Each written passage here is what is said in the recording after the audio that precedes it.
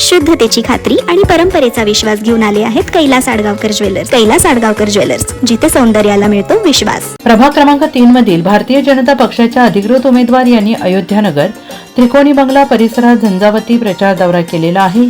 या प्रचार दौऱ्याला उमेदवारांचा प्रचंड प्रतिसाद लाभत असून यंदाही प्रभाग 3 मध्ये भाजपाचे कमळ फुलेल अशी चर्चा आहे. परिसरातील मतदारांनी भारतीय जनता पक्षाच्या पाठीशी उभे राहून प्रभाग 3 मध्ये भारतीय जनता पक्षाला निवडून द्यावे अशा प्रतिक्रिया दिल्या आहेत. उमेदवार आमच्या भेटीला आलेले उमेदवारांनी आमचे काम एरियातले काम खूप चांगले केलेले आहे.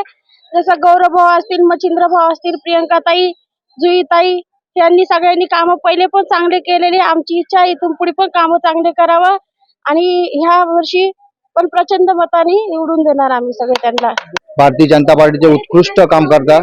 प्रत्येक लोकांचे समस्या निवडून पूर्ण करतात आणि त्याचबरोबर आपले मच्छिंद्र भाऊ सानप, गौरव भाऊ गोवर्धने, प्रियंकाताई मानी, जुईताई शिंदे यांना उत्स्फूर्त आमच्यातर्फे आम्ही सगळे त्यांच्या पाठीशी आहोत आणि भरघोस मताने आमचे उमेदवार निवडून येतील. आम्हाला गॅरंटी आहे. आमचे स्थानिक लोक पण आमचे काम जे असतील ते चांगल्या प्रमाणात करतात, त्यामुळे आम्ही त्यांच्या पाठीशी आहोत. मी प्रभाग 3 मधनं बोलतेय.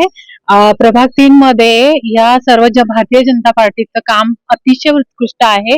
त्यामध्ये मच्छिंद्र सानप, प्रियंकाताई माने, जुईताई शिंदे, गौरव भाऊ गोवर्धन हे चौघं पण अतिशय स्वतः येऊन इथे चौकशी करून सगळी कामं उत्कृष्टरित्या करताय.